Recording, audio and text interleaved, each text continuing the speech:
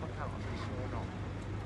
คือใครจะทำไปนอกเห็นปะไม่ใช่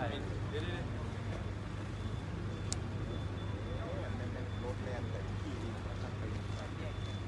นี่มันล้มอย่างลงใจแล้ว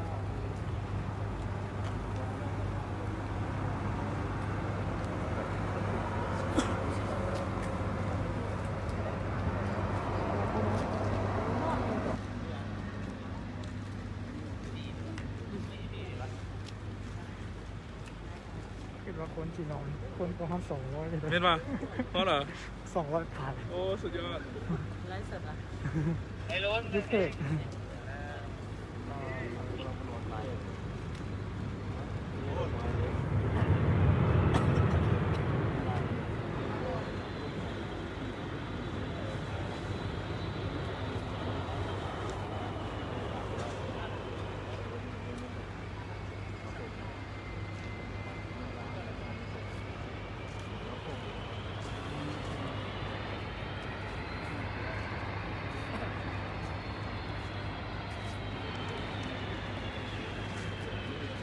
รบกวนจับเป็นเขาต้องได้ถ่ายรูปนั้นนะครับไม่จับ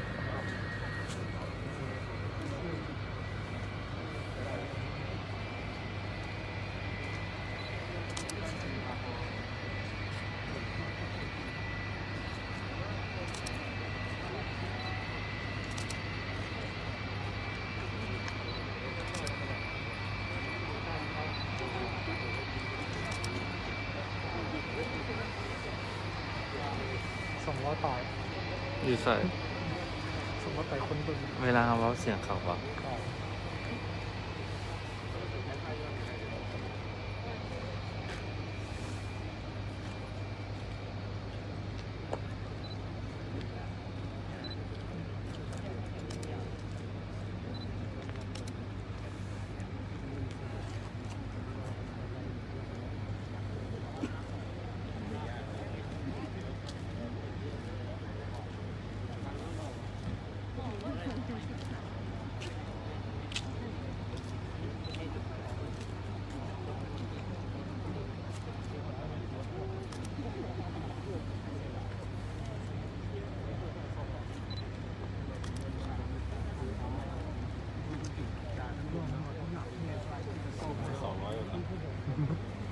เกือบ3มาละจะหน่อยแล้วเริ่มมาละ อ้าวมันคือบุหายซูม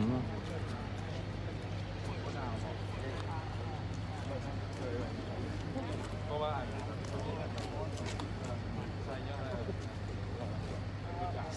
300นิดหน่อยเลยหลาย300คนนิดหน่อยเลยหลาย ไม่สูงชุดเป็น อ๋อ ช่วงเวลาต้องเยอะ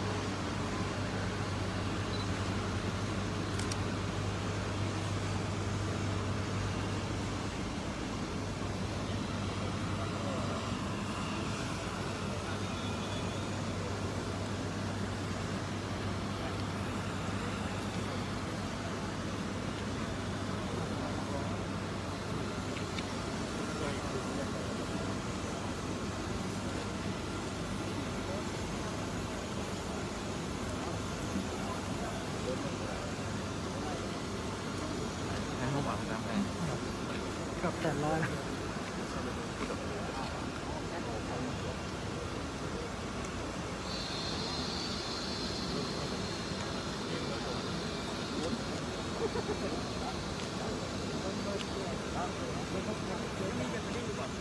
มันจะมีเพิ่นแล้วเว้ยนี่บอก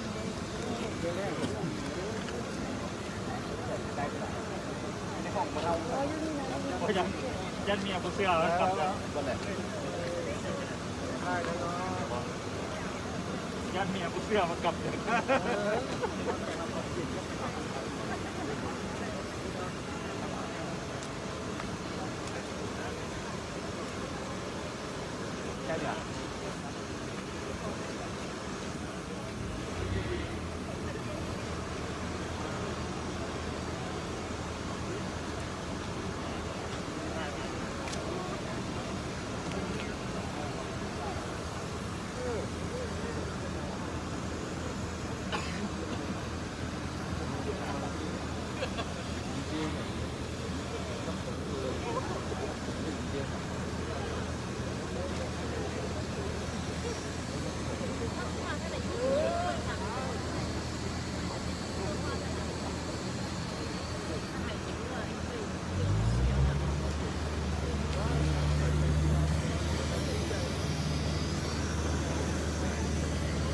เท่าไหร่400อ่ะ800 คน อะไร สุดยอดว้าวมันน่าเสียงเข้ามา แท้อัดแท้ละเนาะเสียงไอ้ตองเด้อเมื่อกี้นี่ โอ้ยตาย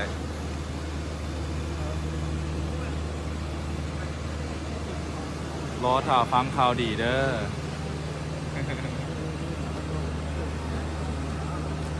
แอดมินหายตัวได้ตอนนี้ เออ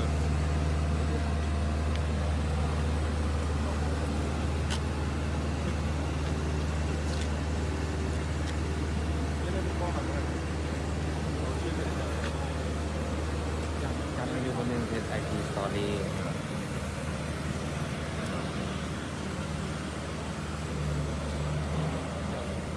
พลาดแล้ววันนี้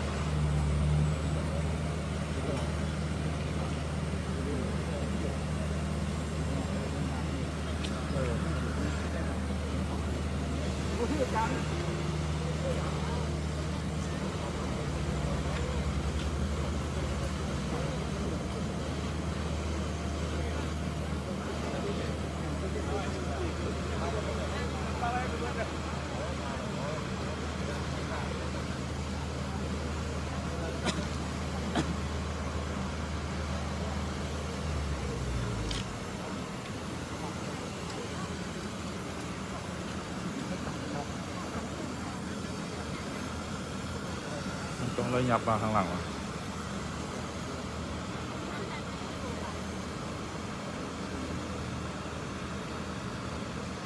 โอ้ คนติดตามหลายแล้วเนี่ย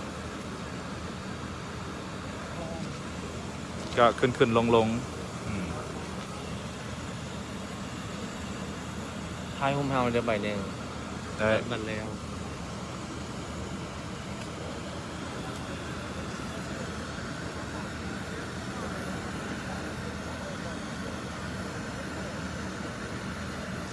ประชาชนให้ความสนใจหลายเนาะ อืม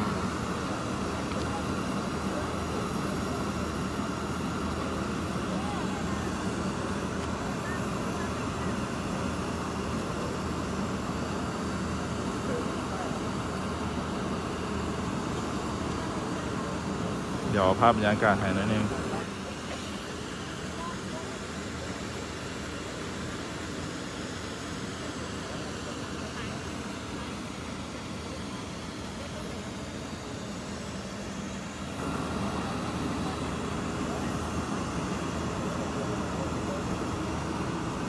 อ๋อ700ก่อน ก็มีคนเข้าคนออกตลอดเดี๋ยวนี้กำลังสื่อสารกับเรือบิน ว่าดำเนินขั้นตอนนั่นเอง วิดีโออะ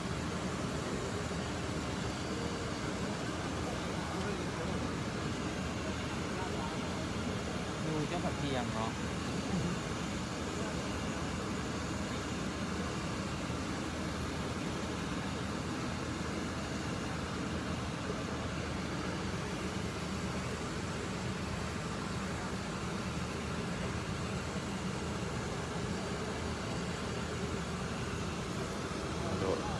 จำได้ 200ปลาย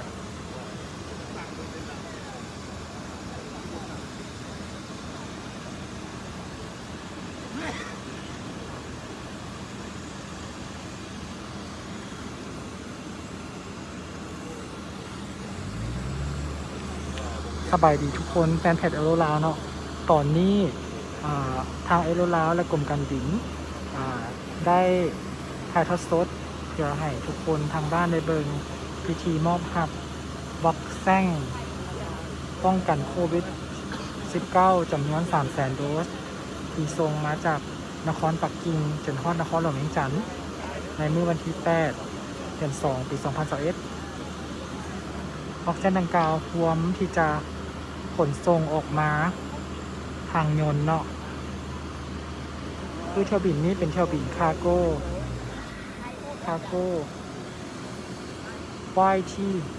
โอเคแอร์ไลน์เนาะที่ขนส่งวัคซีนจำนวน 300,000 โดสมาในครั้งนี้เนาะเดี๋ยวทุกคนรอถ่าเบิ่งน้ำกันว่าวัคซีนดังกล่าวกำลังพร้อมสีเคลื่อนออกมาเนาะ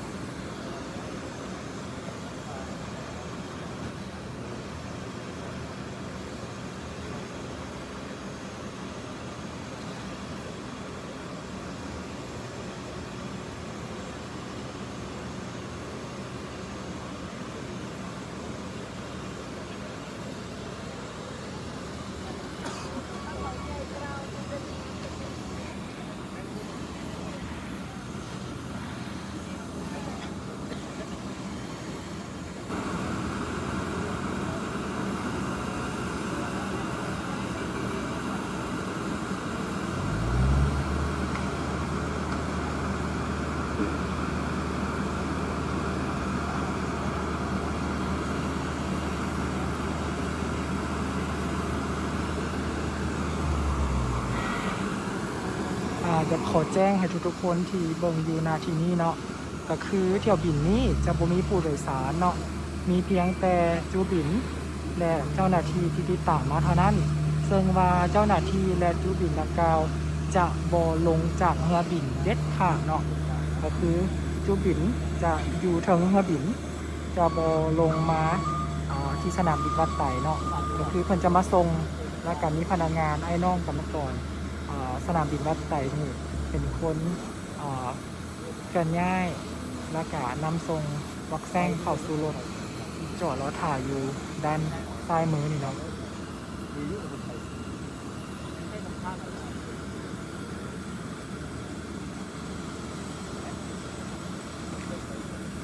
ซึ่งสนามบินก็ได้มีการกักเขียมต้อนรับวัคซีนดังกล่าวเนาะคือรูบินทุกๆคนที่อยู่เทิงเรือบินนั่นบ่ได้ลงมาจากเรือบินนี้แต่อย่างใดเนาะตอนนี้พวกเขาสิเห็นวัคซีนแล้วเนาะ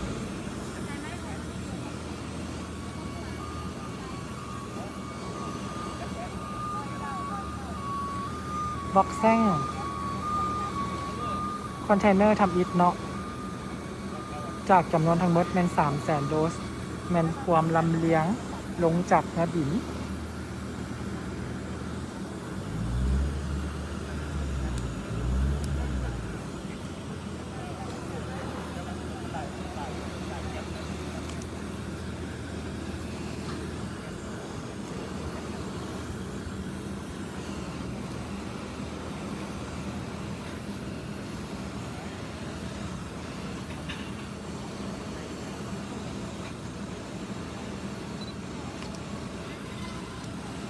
วัคซีน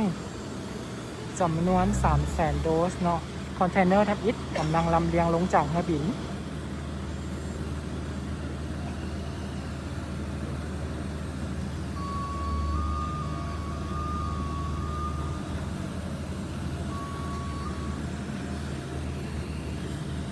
เดี๋ยวจะถ่ายบรรยากาศอ้อมๆให้เบิ่งเนาะก็คือนี่มันสนามบินวัดไตด้านบริเวณอาคารเกียรติยศเนาะ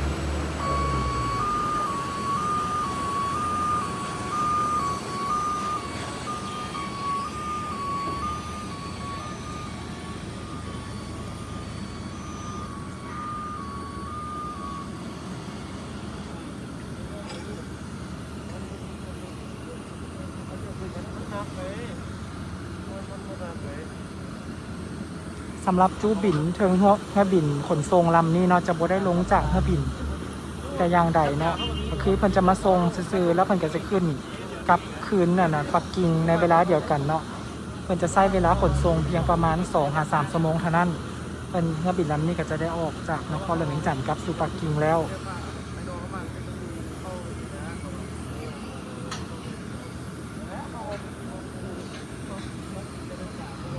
เนี่ยท่านผู้ชมทุกๆคนเนาะตอนนี้วัคซีนจำนวน 300,000 โดสได้ลงสู่สนามบินบัดไต่เป็นที่เรียบร้อยแล้วเนาะ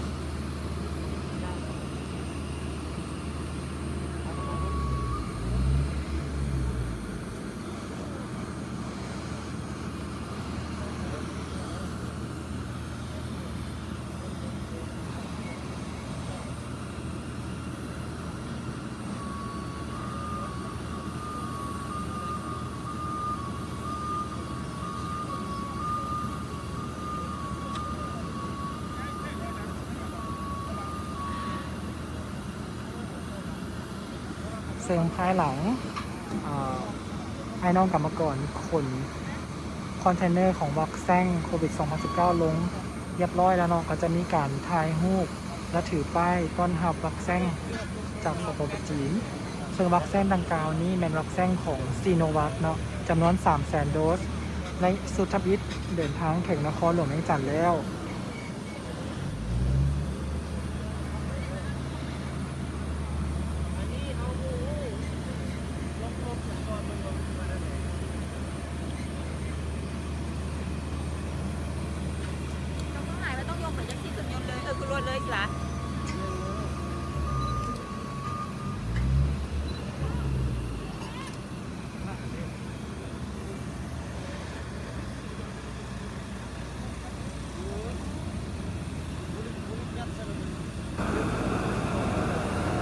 สบายดีแฟนเพจเอโรลาวทุกคนเนาะตอนนี้แมนพวกเราอยู่ที่สนามบินสกลวัดไตร่วมกันกับกรมการบินที่พวกเรากำลังถ่ายทอดสดการนำส่งวัคซีนสุทธิตจำนวน 300,000 โดสมาสู่ประเทศลาวเนาะซึ่งเป็นการช่วยเหลือล่าจากสปปจีนเพื่อรับมือและก็ป้องกัน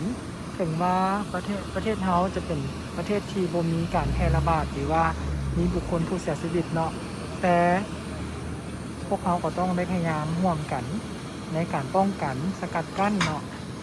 ก็คือวัคซีนตัวนี้แมนสุดล็อกใหญ่ทำอิฐที่พวกเขาได้หับเนาะก็คือวัคซีนซีโนวัคจากสปปจีน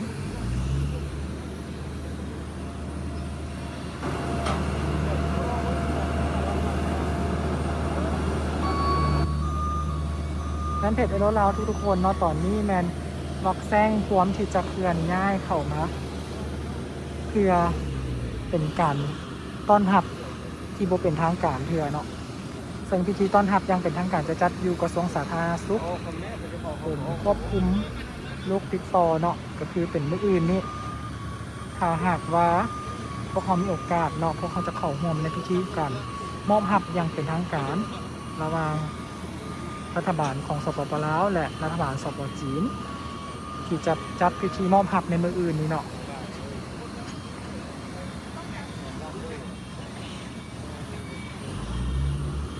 สบายดีทุกคนขอบใจสำหรับการกดไลค์และการกดแชร์เนาะซึ่งจักหน่อยก็จะมีพิธีหับวัคซีนที่บ่เป็นทางการก่อนเนาะหลังจากนั้นตอนนี้เป็นกำลังเตรียมแล้ว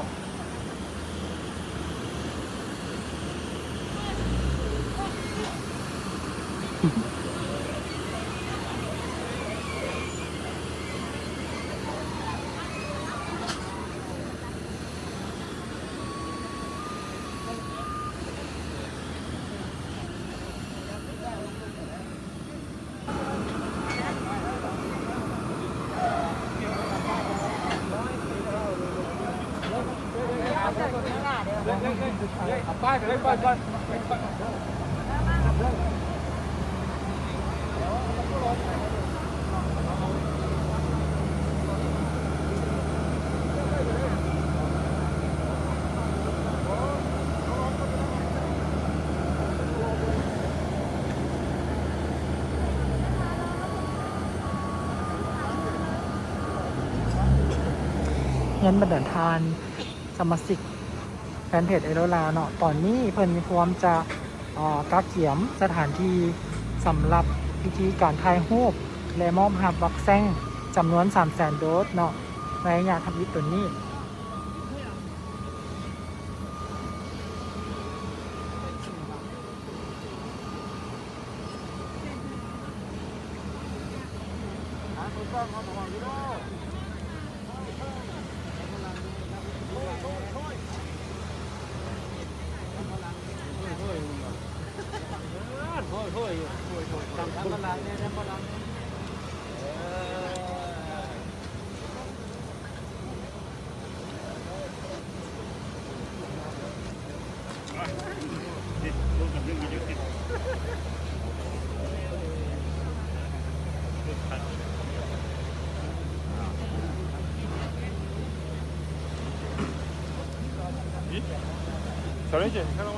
หัว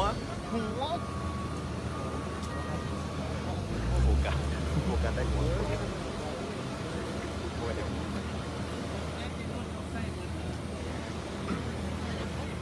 ซึ่งพิธี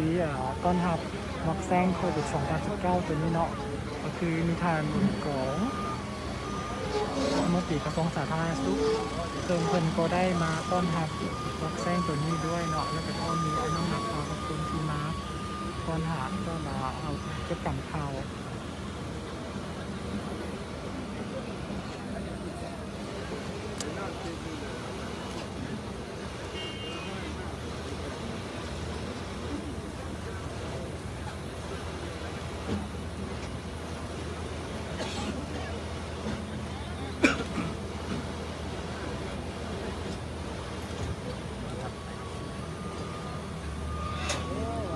ย้ำให้บังกล้องกันเด้อให้บังกล้องกันเด้อ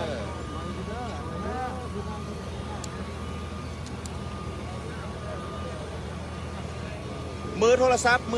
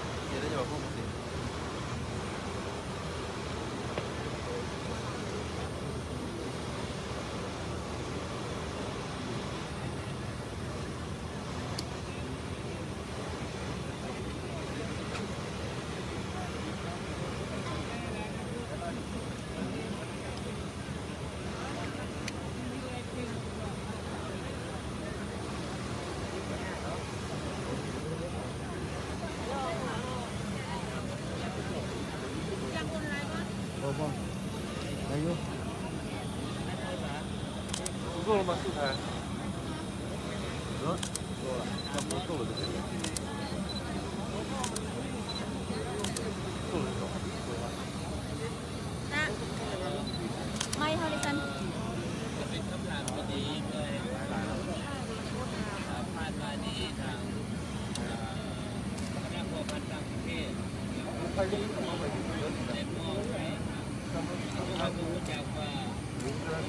เ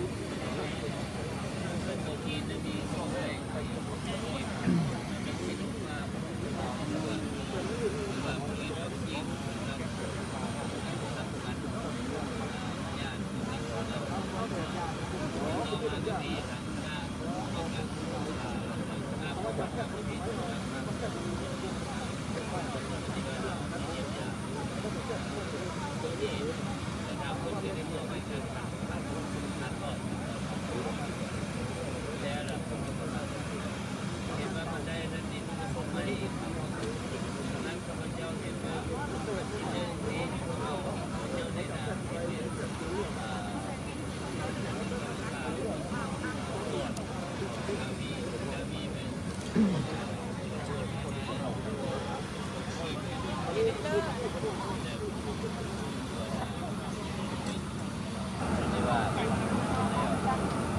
วแล้วพี่นี่ได้มีโครงการอันนี้ดีแล้วเห็นว่าซิโนฟาร์มกับซิโนฟาร์มนี่จะอยู่ในบัญชีใน10ประเทศที่อย่าง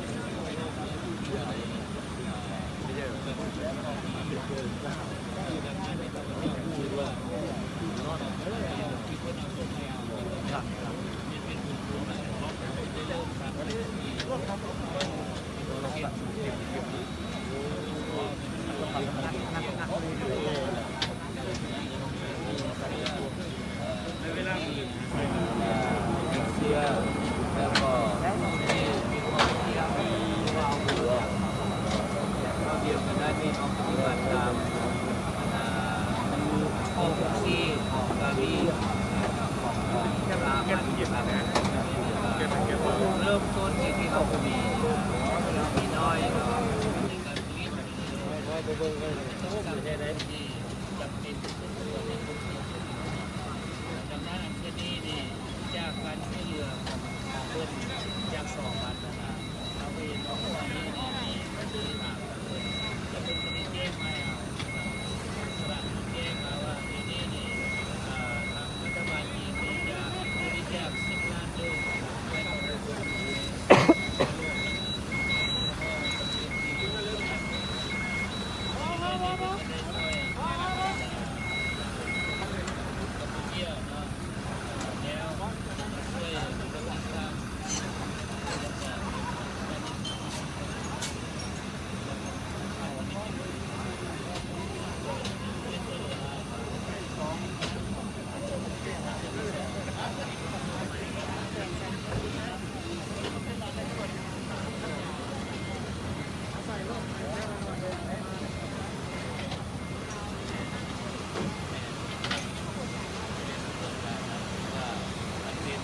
เขาแฟนเพจอโรลาวตอนนี้ทุกคนกำลังเคลื่อนย้าย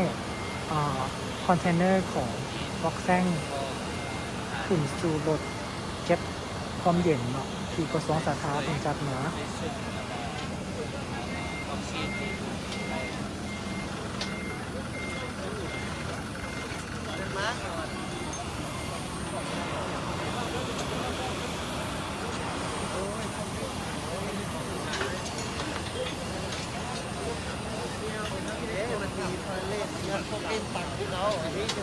แล้วก็ดึงเอามันเข้าไปในแล้วดึงเข้าแล้วคนจะตัวนี้นี่คนจะแสดง อย่างที่ทุกคนฮู้เนาะบ็อกเซนก็คือเป็นความหวังหนึ่งที่จะเฮ็ดให้ทุกอย่างกับเกมมาเป็นสภาพปกติถึงว่าจะบ่100%แต่ว่าก็ซอยได้ในส่วนหนึ่งเนาะก็คือเป็นสิ่งที่จำเป็นหลาย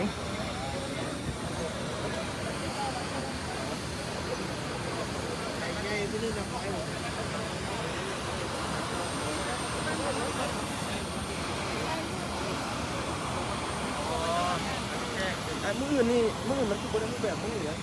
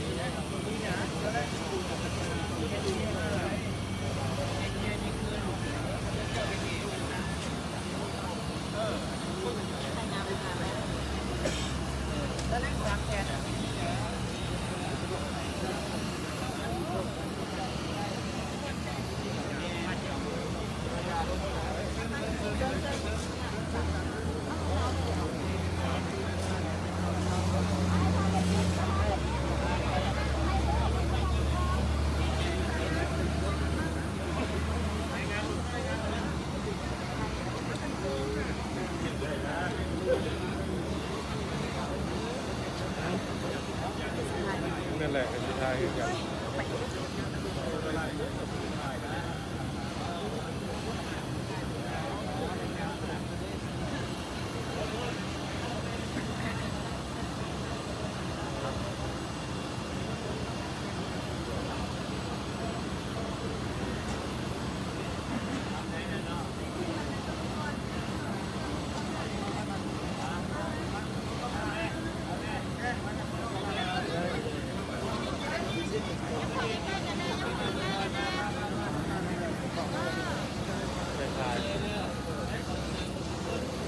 ถ่ายรูป ย้ำเปิดหน้าย้ำมันนี่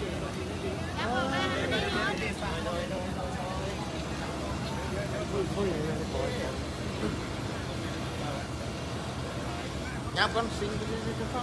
ของคน1